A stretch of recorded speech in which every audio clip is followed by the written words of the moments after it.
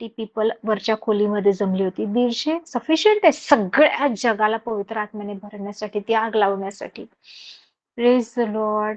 C एक राष्ट्र आहे इजिप्त. इजिप्त त्यावेळेस किंवा मिसर देश हा त्या काळामधला नाही का एक महासत्ता होता. एक एक वेल डेव्हलप स्टँडर्ड सिव्हिलायझेशन होतं. एक नाही का नागरी संस्कृती तिकडची जी होती, नागरिकत्व जे होतं, तिकडचे लोक जे होते ना वेल डेव्हलप होते. सगळ्या सुखसुविधा होत्या. तिकडे त्यांनी खूप सारं त्यांचं त्यांचं काय म्हणू शकतो आपण, डेव्हलपमेंट झाली होती. सगळ्या सुखसुविधा किंवा त्यांच्याकडे चांगलं त्या काळात ओके औद्योगिकीकरण चालू होतं. कारण त्यांच्याकडे काही थोडीफार कामं करण्यासाठी गुलाम ठेवायचे, जगभरातली लोक पकडून आणायचे ते. इस्रायल पूर्ण राष्ट्र तिकडे त्या देशामध्ये होतं. म्हणजे इस्रायल हे एक पूर्ण राष्ट्र, एक कम्प्लीट नेशन, एक देश मिसर देशामध्ये गुलामी करतोय. पूर्ण एक देश दुसऱ्या देशाचा गुलाम बनून काम करतोय. Praise the Lord. So Egypt खूप डेव्हलप, खूप बलशाली असा एक महासत्ता असा पृथ्वीवरच्या नाही का महासत्तांपैकी एक होता. Praise the Lord. आजही लोक इजिप्तचं स्टडी करतात, मम्मी स्टडी करतात, त्यांच्या संस्कृतीचं स्टडी करतात, त्यांचे चित्रलेख, भित्तिचित्र, त्यांचे पपायरसवर लिहिलेल्या गोष्टी ह्याचा आजही स्टडी करतायत. Praise the Lord.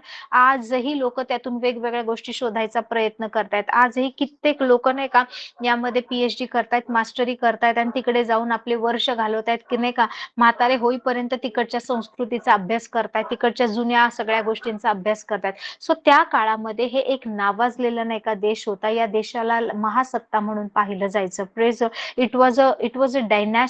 Praise the Lord.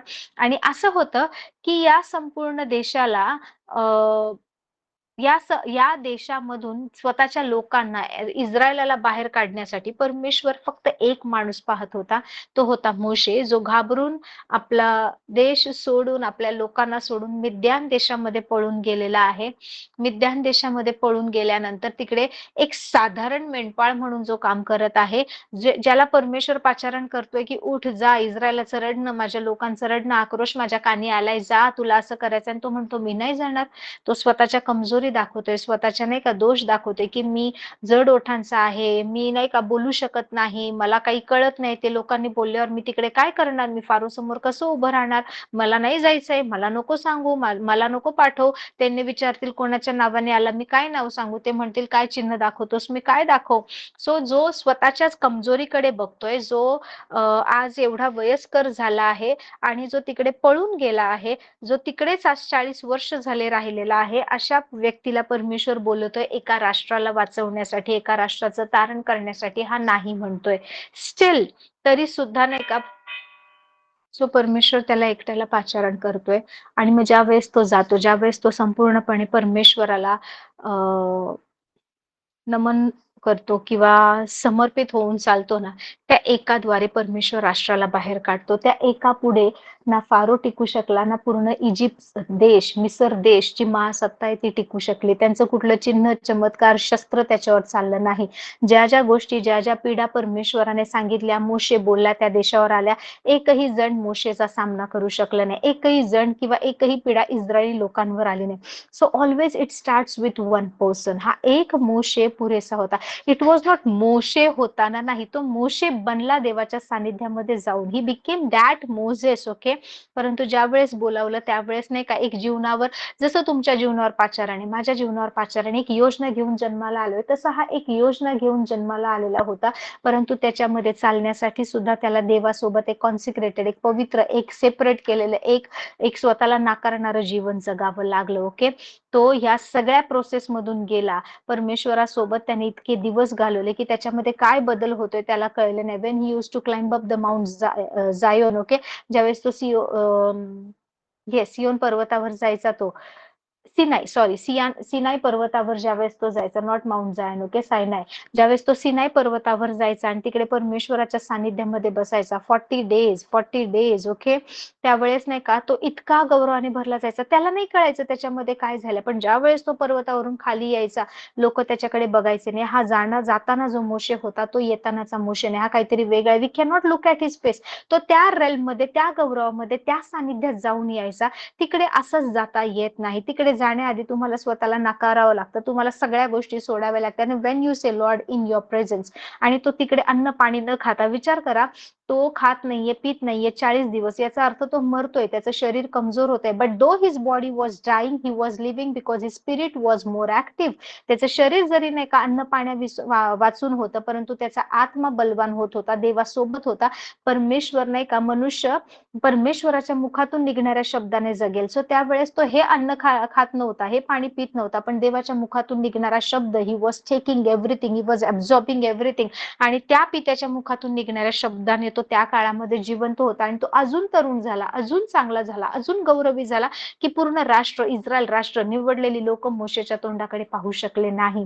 So ह्या गोष्टी, हे बदल, हे रूपांतरण, हे गोष्टी कुठून घडल्या? जसं की एखाद्या सुरवंटाचं फुलपाखरूमध्ये रूपांतर होते. कितीतरी फेजेस बदलल्या, कितीतरी वेळाने का एक एक एक एक फेज मध्ये मरून पुन्हा पुढच्या फेज मध्ये गेलाय, तेव्हा ते फुलपाखरू बनलंय. मोशेने तो वेळ दिला, एकदाच नाही, 80 दिवस, म्हणजे 2 महिने 20 दिवस he was in the presence of the Lord. आणि तो सगळं काही विसरून गेला. पण ज्या वेळेस त्याने स्वतःला तसं वेगळं केलं नाही, ह्या गोष्टी झाल्या. It started with one Joseph. एक योसेफ होता, ज्याला भावांनी नाकारलं, वडिलांनी नाकारलं, खूप साऱ्या गोष्टी झाल्या. जे म्हणाले, आमच्यावर तू अधिकार कसं चालवणार, आमच्यावर सत्ता कसं करणार, ज्याला स्वतःच्या घरातल्यांनी टाकून दिलं, ज्याला, जो जिथे गेला तिकडे त्याच्यावर खोटे आरोप लावण्यात आले. पोटिफरच्या वाईफने त्याच्यावर खोटे आरोप लावले. आणि बायबल सांगतो तो त्या जेलमध्ये, ओके, फारोच्या नाही का जेलमध्ये पोटिफरने त्याला टाकलं. तिकडे तो 14 वर्ष होता. He was there for 14 years.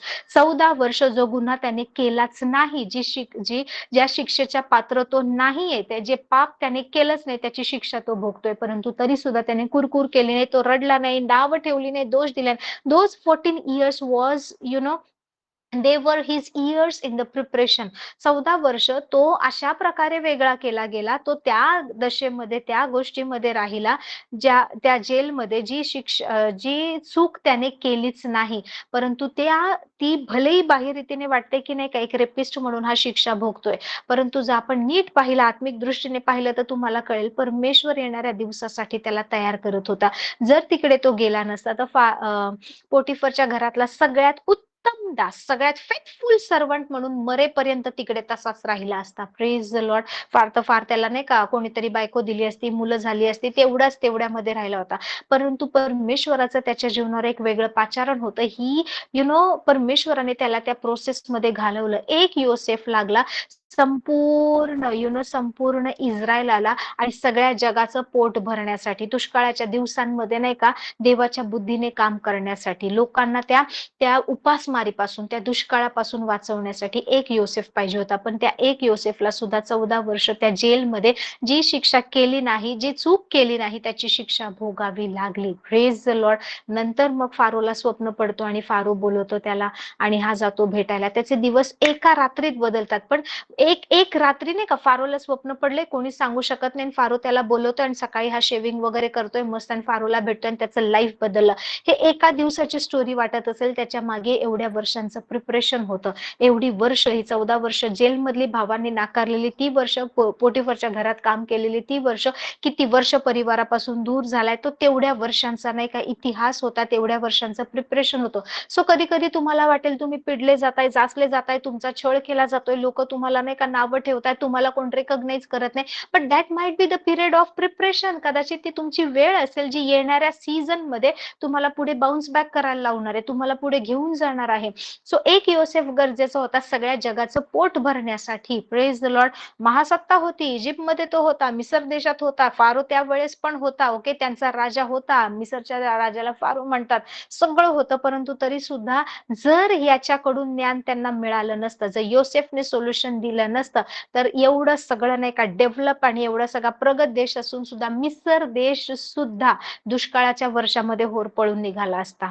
Praise the Lord. So it was one person की ज्याने नाही का लेट गो केलं, नाही देवा जाई, काही फरक पडत नाही, ओके, मी तुझ्याशी नाही का फितुरी करणार नाही, मी तुझ्यासोबत चांगलं राहणार. Praise the Lord. 120 provinces, Bible सांगतं, जर एस्तेरचं पुस्तक तुम्ही वाचलं, असं दिलं 120 प्रांतांचा राजा होता. Praise the Lord. एस्तेर 1 अध्याय, याचं 1 आणि 2 वचन कोणीतरी वाचा. Amen. Praise the Lord, praise the Lord. मी ना हे जे पहिलं वाक्य आहे ना, ते तुम्हाला थोडं ना अजून स्पष्ट करून सांगते. नीट जर अभ्यास केला तर कळेल. अहश्वेरोश राजाच्या कारकिर्दीत म्हणजे एक राजा आहे, त्याच्या कारकिर्दीच्या गोष्टी सांगितल्या जातात. ओके. त्याच्या डायनॅस्टीमध्ये, त्याच्या कारकिर्दीमध्ये जो राजा आहे अहश्वेरोश, हे नाव लक्षात ठेवा. पुढील वृत्त घडले. त्याचे साम्राज्य हिंदुस्थानापासून कुशापर्यंत होते. म्हणजे हिंदुस्थान आपल्या भारत, ओके, एशिया मधला जो भारत आहे, एशिया प्रांतापासून, आशिया खंडापासून, ओके, कुशापर्यंत म्हणजे इथिओपिया आज ज्याला म्हणतात ना, इथिओपिया पर्यंत होते. तुम्ही हिंदुस्थानापासूनचा इथिओपिया पर्यंतचा त्या काळातला जर मॅप पाहिला, तुम्हाला वेगवेगळे प्रांत दिसतील, वेगवेगळे देश दिसतील. सो 127 प्रांत म्हणजे असं नाही की एक स्टेट आहे, दोन स्टेट आहे. नो, एक एक प्रांत, एक एक देश आहे. It is like one one country. Praise Lord. असा एक राजा आहे त्या काळामधला अहश्वेरोश, जो 127 देशांवर सत्ता करतोय. Praise the Lord. भारतावर, ओके, काही वर्ष ब्रिटिशांनी, भारतावर खूप लोक नाही का येऊन गेले, मुघल येऊन गेले, पोर्तुगीज येऊन गेले, त्याच्यानंतर ब्रिटिश येऊन गेले. सगळ्यांनी भारतामध्ये स्वतःचा पाय रोवण्याचा प्रयत्न केला. सो एवढे सगळे लोकांनी भारतावर सत्ता करण्याचा प्रयत्न केला, परंतु हा जो राजा आहे ना, तो फक्त एक दोन देशावर नाही, 127 राज्यांवर किंवा देशांवर याची सत्ता आहे. विचार करा, 127 म्हणजे त्यात भारत पण आला, भारताच्या आजूबाजूचे सगळे देश पण आले, इथिओपिया पर्यंतचे सगळे देश आले. हा एक राजा. म्हणजे कसला राजा असेल, महाराजा हा शब्द पण त्याच्यासाठी नाही का कमी पडत असेल, असा राजा होता. Praise the Lord. सो 127 प्रांतांवर जो राज्य करतो, ज्याच्याकडे इतकी हुशार लोक आहेत, ज्याच्याकडे इतकं मोठं सैन्यबळ आहे, ज्याच्याकडे इतकी अफाट संपत्ती आहे, अर्ध्या पृथ्वीवर राज्य करतोय हा राजा. Praise the Lord, praise the Lord. असा जो राजा आहे, कसं काय त्या राजाच्या समोर एस्तेर निवडली जाते? 127 प्रांतातल्या यहुद्यांना वाचवायचा जेव्हा प्रश्न येतो, ते एक नाजूक, एक सुकुमार, एक हळवी एस्तेर कशी काय उभी राहते आणि तिच्याद्वारे 127 देशातली देवाची लोक वाचवली जातात. Praise the Lord. She prepared, she said मी मेली तर मेली. हालेलुया. राजाला भेटायसाठी तिने तयारी नाही केली. तिने जे होईल ते नाही का परिणाम भोगण्यासाठी 3 दिवस उपास प्रार्थना केली. ती म्हणते, मी आणि माझ्या सोबतच्या दासी आमच्या महालामध्ये आम्ही सगळे जण अन्न पाणी शिवणार आणि आम्ही 3 दिवस उपास प्रार्थना करणार. शी स्टूड इन द गॅप.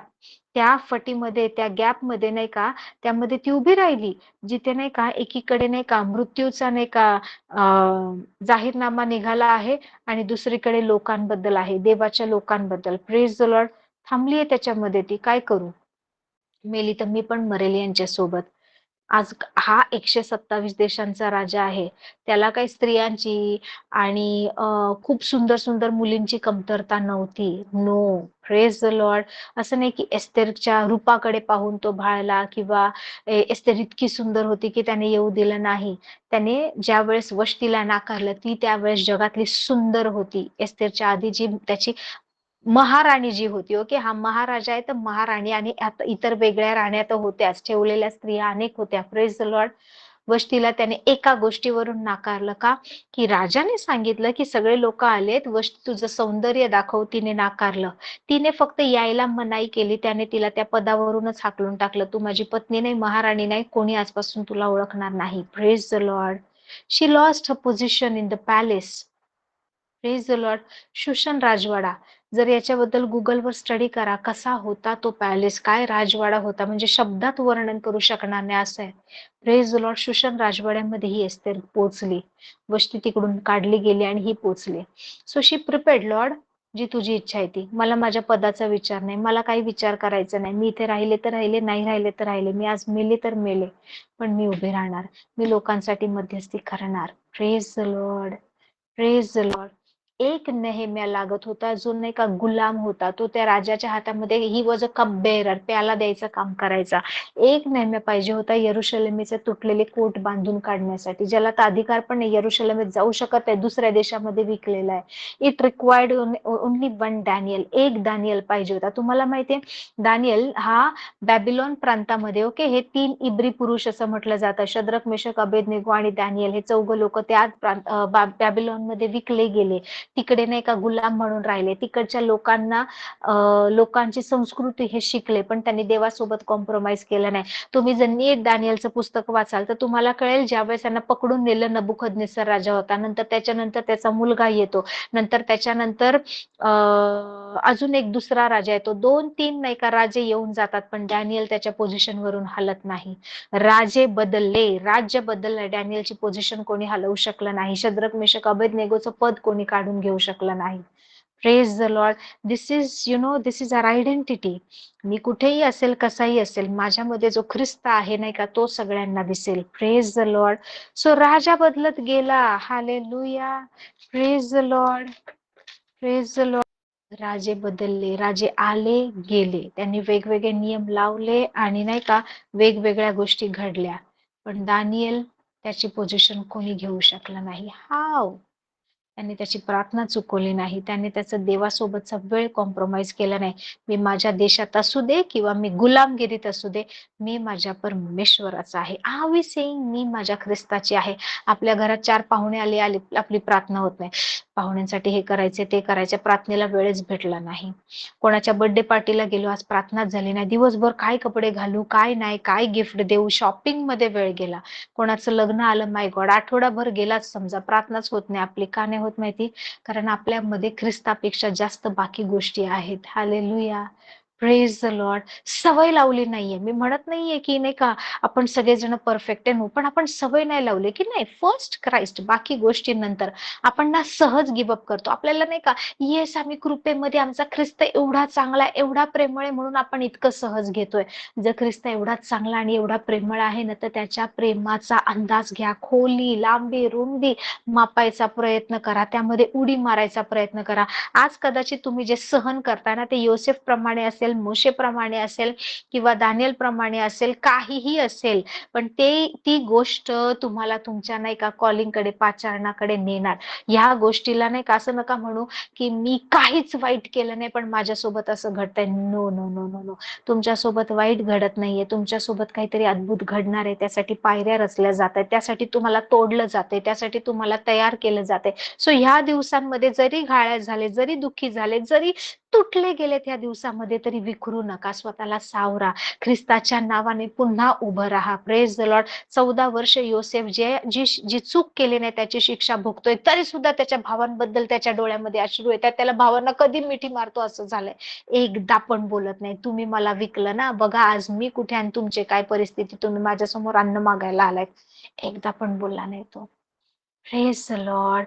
जितकं जास्त तुम्ही स्वतःला नाकारता, देवाच्या जवळ जाता, तितकं जास्त तुम्ही अजून आणि अजून नम्र बनता, अजून नम्र बनता. तुमच्यामध्ये प्राईडच राहत नाही, नाही राहत, बिलकुल राहत नाही. एकाच गोष्टीचा नाही का तुमच्यामध्ये नाही का अभिमान असतो, तो म्हणजे ख्रिस्तासाठीचा. Praise the Lord. You boast in your weaknesses as the apostle Paul says, की मी माझ्या अशक्तपणाची प्रौढी मिरवतो, कारण माझ्या अशक्तपणामध्ये परमेश्वराची शक्ती पूर्णतेस येते. Praise the Lord. Praise the Lord.